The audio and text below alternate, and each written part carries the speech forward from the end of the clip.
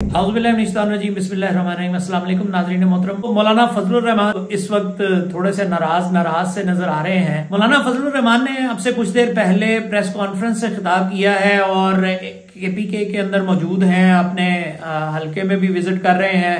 कुछ दिन पहले अकोड़ा खटक में भी उन्होंने बड़े एक इज्तिमा से खिताब किया, फिर तलबा के इज्तिमा से खिताब किया। उससे पहले जो है वो केपीके में चार सद्दा में भी एक बड़े इज्तिमा से खिताब किया। तो आपको कुछ बातें सुनवाता हूं, पहले कुछ चीजें हैं वो एक्सप्लेन करते हैं। सबसे पहले आप ये वीडियो देखिए, ये छोटा सा क्लिप देखिए। ये मुज़ाकरात से मुतालिक गुफ्तगू है मौलाना फजलुर रहमान की। और मौलाना फजलुर रहमान से जब सहाफी ने सवाल किया प्रेस कॉन्फ्रेंस के दौरान के आप मुज़ाकरात के बारे में क्या कहते हैं, तो जो हुकूमत और पीटीआई के दरमियान जारी थे और अब जो है वो खत्म हो चुके हैं, रुक चुके हैं, दोनों तरफ से तनाव की कैफियत है। तो उसके ऊपर मौलाना ने मजाक करते हुए हंसते हुए क्या बात की, ये जरा सुनिए। शुरू कब हुए थे?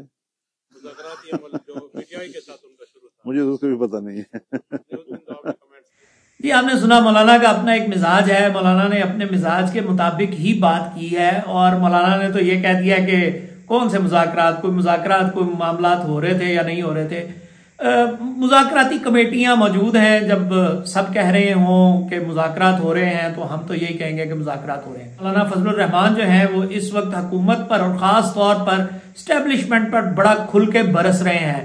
क्यों बरस रहे हैं, क्या वजह है, क्या हुआ है? तो जिसकी जिम्मेदारी है अमन फराहम करना, उसी से शिकायत की जाती है। और किससे करेंगे? इंडिया से थोड़ी करेंगे। आप 100 दफा आए, बात करेंगे, ऐसी कोई बात नहीं है।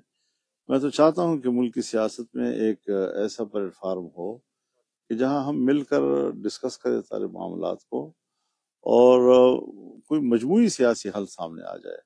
अब जिस तरह की असम्बलियां हैं, मैं अपना मौक़िफ़ बार बार दोहरा भी रहा हूँ कि अवाम की नुमाइंदा असम्बलियां नहीं है और न वो अवामी मसाइल हल कर सकते हैं।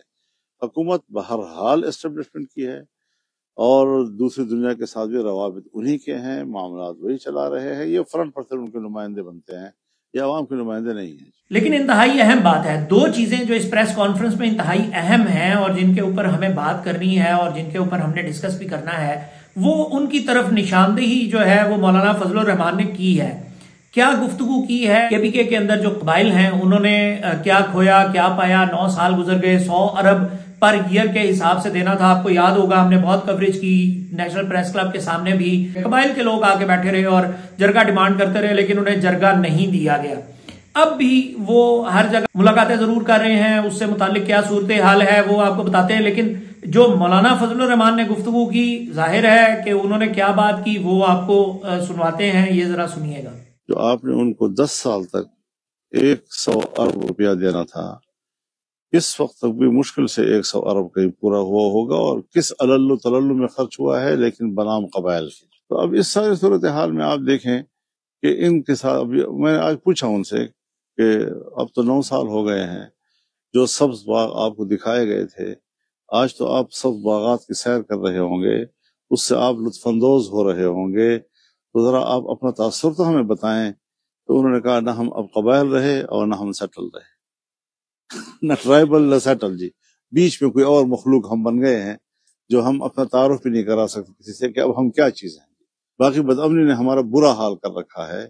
न वहाँ स्कूल की कोई इफादियत है इस वक्त, न किसी कॉलेज की इफादियत है, न किसी हॉस्पिटल की इफादियत है, न किसी सड़क की इफादियत है, न कुछ भी कोई चीज ऐसी नहीं है कि जिससे लोग इस्तिफादा कर सके।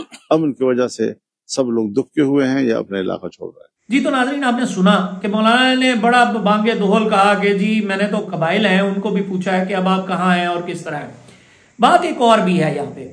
बात यह है कि क्यों रियासत ने वो मुआहदे, वो बातें, वो उन लोगों के साथ बातें की, वो उनके साथ मामला तय किए, वो उनको कमिटमेंट्स दी कि हम 100 अरब रुपया दूध शहद की नहरें बहा देंगे, 100 अरब रुपया पर ईयर के हिसाब से आपको देंगे। क्यों वादा किया? जब आप पूरा नहीं कर सकते थे तो आपने वादा क्यों किया? और ये इंतहाई अहम सवाल है जिसकी वजह से आम पाकिस्तानी के जहन में इंतहाई जो है ना नेगेटिव और मनफी जो है वो तासुर पैदा होता है। मौलाना ने बांग्लादेश से मुतालिक भी गुफ्तगू की, मौलाना ने दीगर भी गुफ्तगू की और मौलाना ने यह भी कहा कि खुदा ना खास्ता ऐसा ना हो कि पाकिस्तान टूट जाए। अच्छा, यहां पर मैं ये अल्फाज आपको सुनवा देता हूं मौलाना के कि उन्होंने एग्जैक्टली क्या कहा, उसके बाद दोबारा एक और चीज की तरफ आता हूं। रियासत खुलकर बात करे, ये न कहें कि हमने 10 साल या 20 साल के बाद फलां चीज अचीव करनी है तो उस तक पहुंचना है और लोगों को सिर्फ अंगेज रखना है, और कभी जरगे हो रहे हैं और कभी क्या हो रहा है और कभी सुबह शाम की सूरत हाल में लोगों से बातें करना, ये कोई माना नहीं रखता जी। हमें वाज़ेह तौर पर बताया जाए कि इस मंतक़े के लिए आलमी क़ुव्वतों का एजेंडा क्या है और इस मंतक़े के लिए हमारी स्टेट का एजेंडा क्या है। हम मुतमईन नहीं हैं। मैं इस बारे में परेशान हूँ कि कहीं हमारे जोग्राफिये में कोई तब्दीलियां तो नहीं लाई जा रही हैं। यानी खतरे हैं, यानी मेरा एहसास है, मेरा वहम है, खुदा उसको झूठा कर दे। मेरा ख्वाहिश हुई कि मेरी बात सही साबित ना हो सके, लेकिन ये वहम है। हमारे सूबे को क्यों डाला गया है कि एक तरफ बदअमनी की सूरत हाल ये है कि उसको कंट्रोल नहीं किया जा सकता। ये सब कुछ आमदन क्यों किया जा रहा है जी? मैं तो इसको कोई ऐसा नहीं समझता कि कोई नासमझी में सारा कुछ हो रहा है, बल्कि आमदन हमारा सूबा जो है वो इन खराबियों की तरफ धकेला जा रहा है। अच्छा, ये जो पाकिस्तान से टूटने की बात और पाकिस्तान के अंदर जो लोगों के दरमियान होने वाली बात है, ये सिर्फ मौलाना फजलुर रहमान नहीं कर रहे हैं।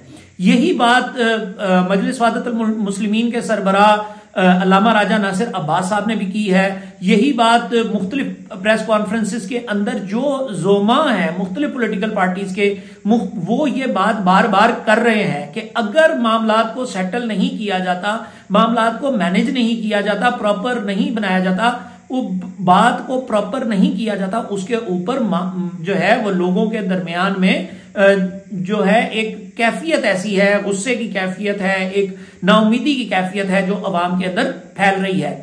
जो मजीद गुफ्तगू है, मौलाना फजलुर रहमान ने क्या कहा वो भी सुनिए कि इंटरनेशनल लॉबीज का क्या एजेंडा है। मौलाना फजलुर रहमान ने उससे मुतालिक बात की। अमेरिका बाइडन इंतजामिया और अब ट्रंप इंतजामिया से मुतालिक बात। ट्रंप हो या बाइडन हो, डेमोक्रेट्स हो या रिपब्लिकन हो, वहां खारजा पॉलिसी में कोई तब्दीली नहीं आया करती।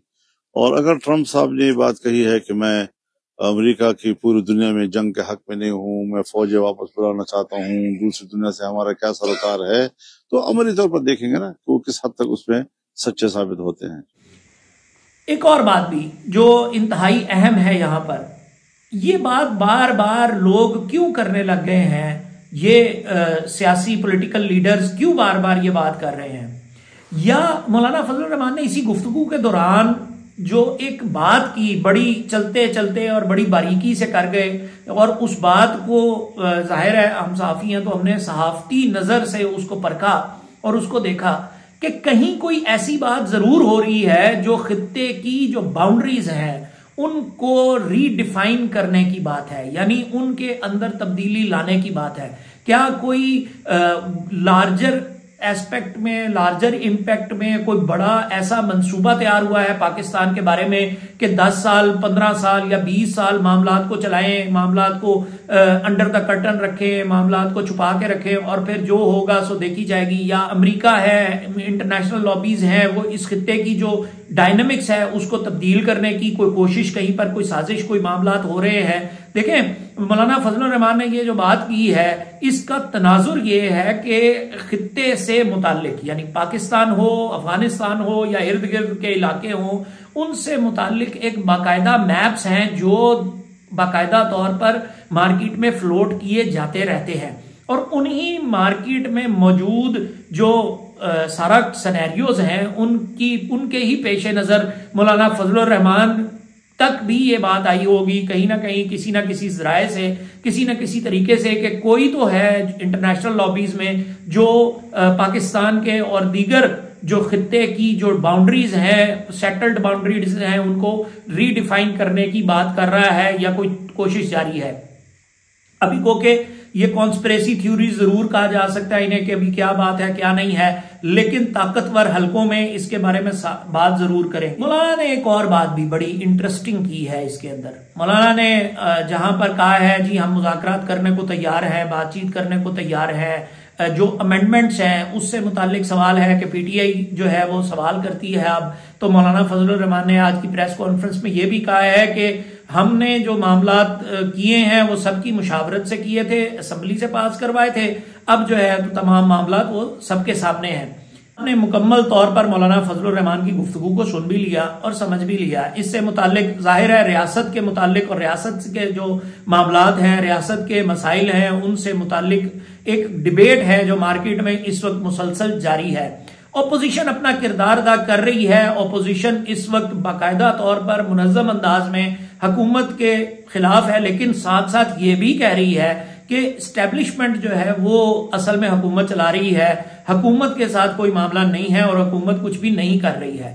हुकूमत तो पपेट है, हुकूमत तो जनाब फॉर्म 45 की 47 की हुकूमत है। यही वो बात है जो मुख्तलिफ अंदाज में, मुख्तलिफ पैराई में तमाम अपोजिशन की पॉलिटिकल पार्टीज देख रही हैं। सवाल यहां पर यह है कि क्या फेडरल गवर्नमेंट जो शहबाज शरीफ साहब की हुकूमत है, पहली मर्तबा वो अंडर कर्टन, अंडर क्वेश्चन है और क्या वो अपनी लेजिटिमेसी साबित कर सकेगी? ये सबसे बड़ा सवाल है जो इस वक्त इस्लामाबाद और दीगर हलकों में, पॉलिटिकल हलकों में पूछा जा रहा है। अगले प्रोग्राम में दोबारा हाजिर होते हैं। फिलहाल तक के लिए इतना ही। मसूद चौधरी को इजाजत दीजिए। अस्सलाम वालेकुम वरहमतुल्लाहि वबरकातुहू।